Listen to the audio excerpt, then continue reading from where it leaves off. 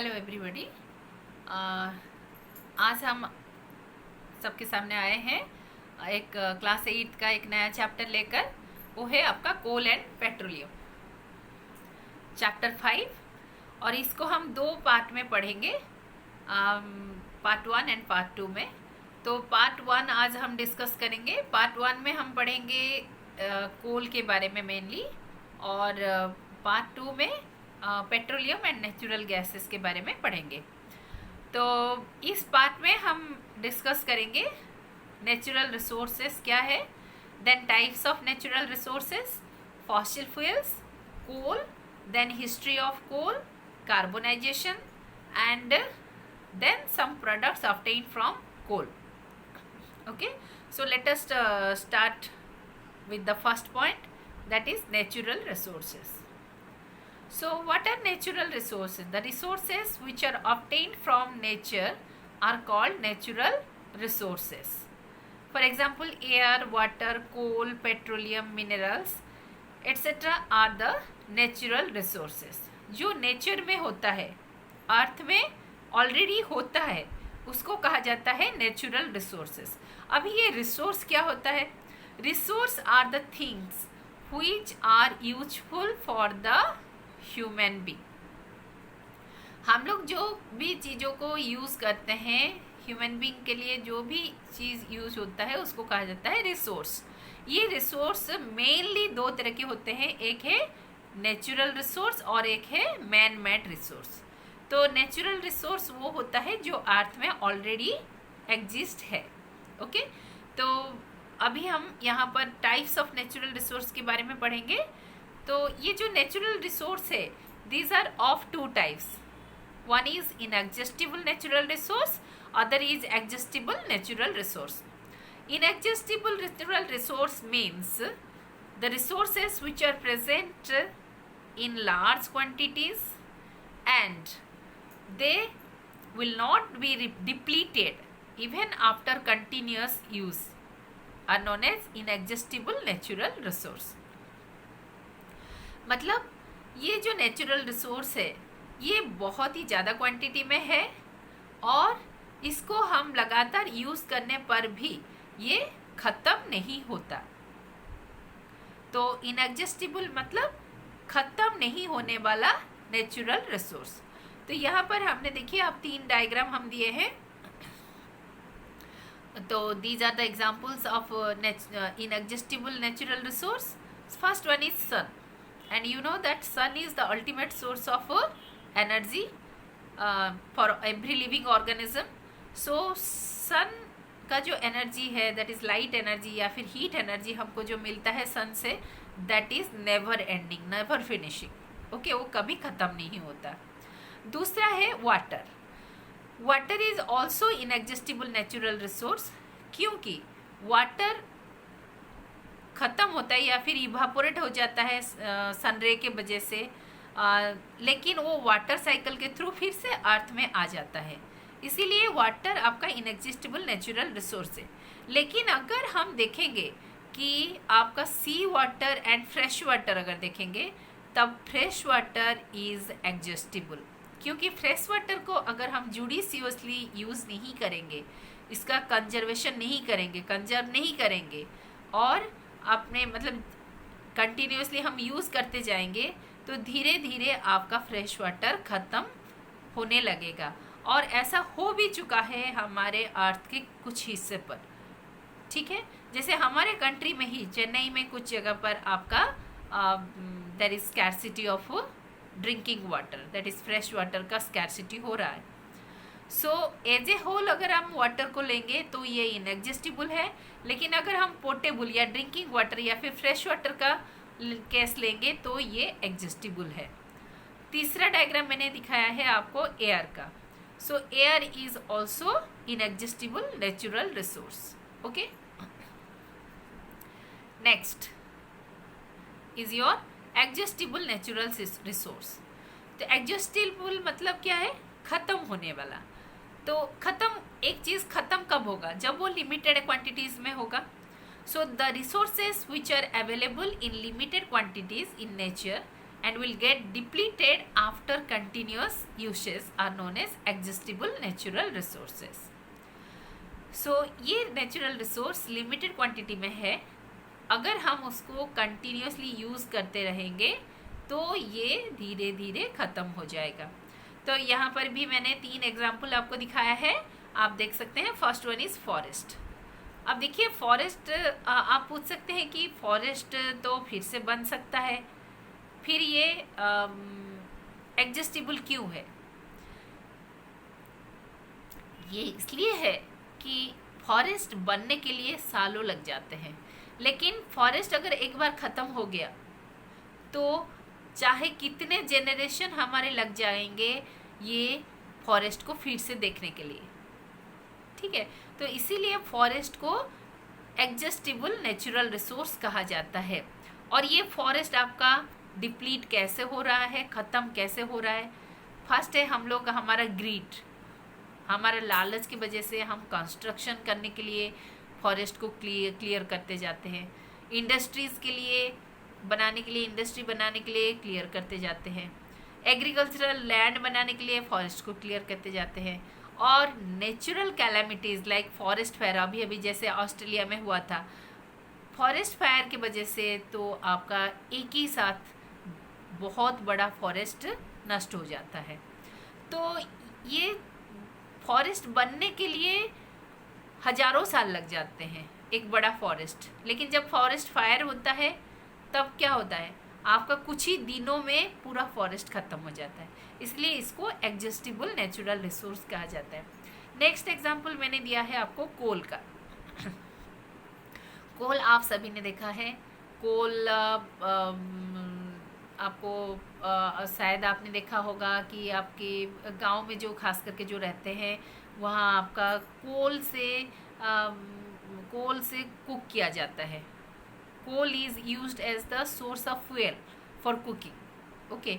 और मैंने ये बचपन में देखा है कि मेरी मम्मी कोल का एक चूल्हा था और उस चूल्हे में कोल यूज़ करते थे as the source of heat, ठीक है। तो ये कोल भी आपका बन सकता है, लेकिन it takes millions of years for production. So इसीलिए कोल भी आपका एडजस्टेबल नेचुरल रिसोर्स है। अभी जितना कोल है अगर हम उसको यूज़ करते जाएंगे तो धीरे धीरे ख़त्म हो जाएगा, लेकिन बनने के लिए उसको मिलियंस ऑफ ईयर्स लग जाएंगे, ठीक है। ठीक उसी तरह तीसरा एग्जाम्पल हमने यहाँ पर दिया है नेचुरल गैसेस। नेचुरल गैसेस भी आपका जो सी एनिमल्स होते हैं वहीं से बनता है, और ये भी बनने के लिए मिलियंस ऑफ ईयर्स लग जाते हैं। इसीलिए ये बन सकते हैं, लेकिन क्योंकि ये ज़्यादा टाइम लेते हैं बनने के लिए, लेकिन अगर हम इसको ज़्यादा खर्च करते जाएंगे, कंटिन्यूसली यूज़ करते जाएंगे, तो ये एक दिन पूरा ख़त्म हो जाएगा, ठीक है। तो अभी हम पढ़ेंगे फॉसिल फ्यूल क्या है। यहाँ पर मैंने जो एडजस्टेबल नेचुरल रिसोर्स में सेकेंड 2 डायग्राम दिखाया है मैंने, कोल एंड नेचुरल गैसेस, ये सब फॉसिल फ्यूल के एग्जाम्पल हैं। तो उससे पहले हम जानेंगे कि फॉसिल फ्यूल होता क्या है। जो फ्यूल या फिर जो चीज़ हम फ्यूल के हिसाब से यूज़ करते हैं, फ्यूल की तरह यूज़ करते हैं, और वो हमको मिलता है डेड ऑर्गेनिज्म से, dead remains of the living organism से मिलता है, तब उसको कहा जाता है फॉसिल फ्यूल। तो here exact definition is that some of the exhaustible natural resources like coal, petroleum, etc. are formed from dead remains of the living organisms. These kind of resources are known as fossil fuel. Fossil means the dead remains. The dead remains which are preserved. Okay. So dead remains से जो fuel हमको मिल रहा है और the source of fuel मिल रहा है उसको कहा जाता है आपका fossil fuel. तो आपका there are 3 major type of fossil fuel, that is coal, petroleum and natural gas. तो इस चैप्टर में हम ये तीनों के बारे में पढ़ेंगे, लेकिन इस पार्ट में हम मेनली पढ़ेंगे कोल के बारे में। तो सबसे पहले हम कोल के बारे में डिस्कस करेंगे। आप देख सकते हैं यहाँ पर डायग्राम है, और कोल सही में भी काफ़ी लोग देखे होंगे। It is a hard and stone like substance, and it is dark black in color, and it is used as heat source to cook food, as I was telling you, and it is also used to produce steam to run train and other engines. In the thermal power plants also it is used to produce electricity. जब अभी देखो आपका train कैसे चलता है, electricity से चलता है या फिर डीजल से चलता है, लेकिन इससे पहले जब ट्रेन पहले बना तब ट्रेन आपका कोल से चलता था। कोल को जलाया जाता था और उसी से स्टीम प्रोड्यूस किया जाता था और उस स्टीम से आपका ट्रेन चलता था। ठीक है, तो अभी हम पढ़ेंगे कि ये कोल बना कैसे। Before 300 million years there were forest existing on the earth. As a result of some natural disasters like floods, these forests got buried in the earth. Eventually, layers of soils got deposited over them and compressed them. The high pressure and temperature over this buried forest converted them into coal.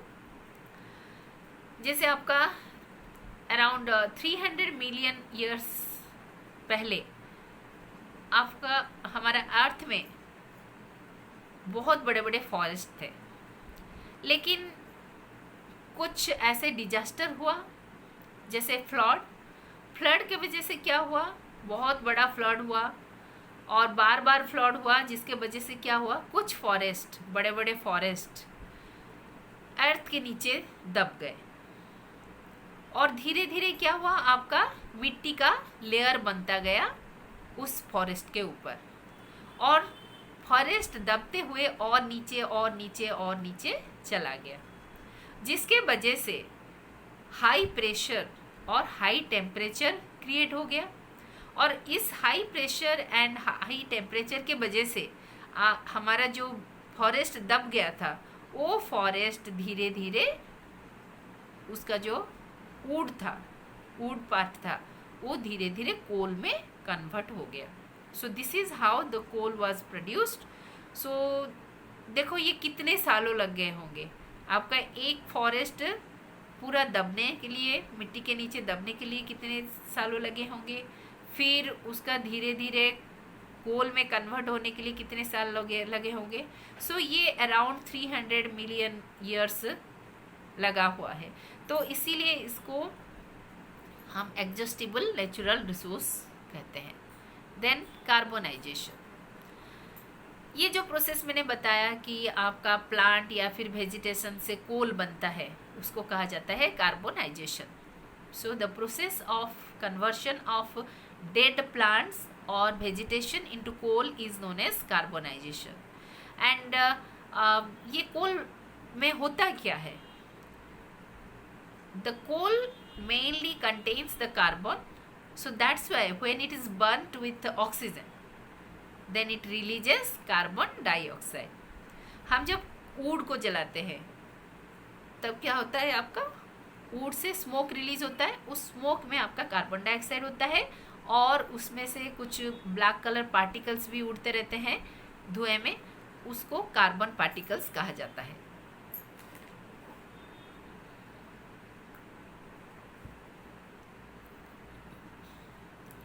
अभी हम पढ़ेंगे सम products of coal से हमको mainly 3 तरह के products मिलते हैं जो जिसका कि वाइड यूज होता है, तरह तरह के यूजेस होते हैं।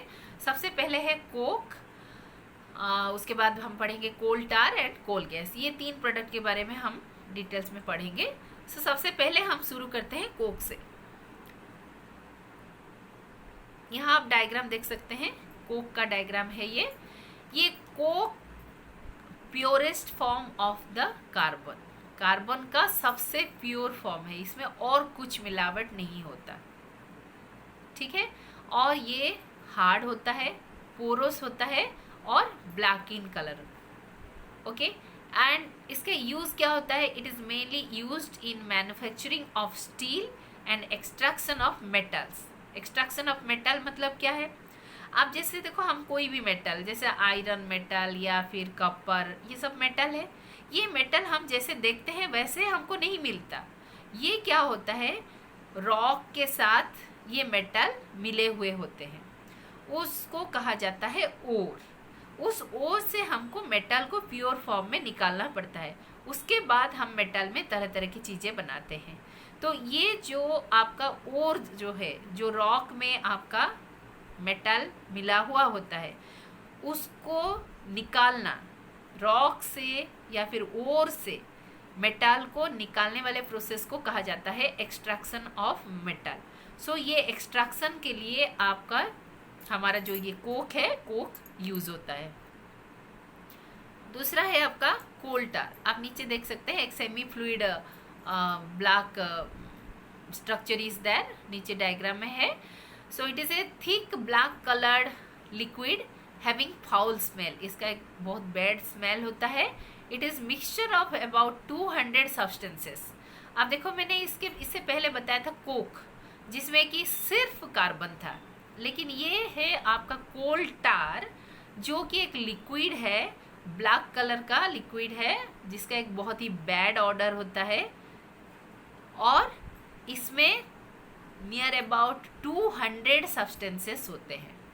ठीक है, और इसका यूज क्या होता है, ये जो कोल टार से जब हम उसको ट्रीटमेंट करते हैं, तब उससे क्या होता है, काफ़ी सारे बाई प्रोडक्ट्स मिलते हैं। उसको जब हम प्रोसेसिंग करते हैं, उसको जब हम प्यूरिफाई करते हैं, प्यूरिफाई करने के समय हमको काफ़ी सारे प्रोडक्ट्स मिलते हैं। ओके, और वो सब प्रोडक्ट यूज़ होते हैं for preparation of the synthetic die, drugs, explosives, perfumes, ये सारे बनने के लिए यूज़ होते हैं। और सबसे इंटरेस्टिंग है कि जो नैप्थेलिन बॉल हम यूज़ करते हैं to repel the moths and other insects are also obtained from the coal tar. Now the third one is your coal gas. Coal gas क्या होता है, it is obtained when coal is processed to obtain the coke। तो कोल को हम जब पूरा pure करने जाते हैं या फिर कोक में कन्वर्ट करने जाते हैं, तब ये गैस रिलीज होता है, उसको कहा जाता है coal gas. And this coal gas is used for street lighting for the first time in London in 1810 and in Newark around 1820। so ये जो coal gas is used as the source of electricity produce करने के लिए इसको use किया जाता है। And but nowadays it is used as a source of heat rather than light। पहले इसको लाइट के लिए यूज किया जाता था, अभी इसको आपका हीट प्रोड्यूस करने के लिए यूज़ किया जाता है। और इसको मेनली आपका इंडस्ट्रीज में जो फ्यूल की तरह ये कोल को यूज़ किया जाता है। आप यहाँ देख सकते हैं, इस डायग्राम में आप देख सकते हैं। सो ये है आपका कोल का जो कोल का प्रोसेसिंग हो रहा है यहाँ पर, उसको बर्न किया जाता है ताकि हमको प्योर कोक मिले। तो उस वक्त इससे कुछ गैस रिलीज होते हैं and that is called coal gas. तो ये हो गया आपका कोल के बारे में, और कोल का प्रोडक्ट्स के बारे में हम आपको बताए, और ये जो प्रोडक्ट उसके यूज़ के बारे में भी हम आपको बताए। और आशा करती हूँ कि आपको समझ में आ गया होगा, और ख़ास करके आपका जो एग्जिस्टिबल एंड इनएग्जिस्टिबल नेचुरल रिसोर्स वो समझना ज़रूरी है। क्योंकि कुछ चीज़ों को हम कुछ जगह पर हम एग्जिस्टिबल बोलते हैं, कुछ जगह पर इनएग्जिस्टिबल बोलते हैं, जैसे मैंने बताया आपका like forest, coal, natural gas and petroleum. So I hope you like this. Thank you.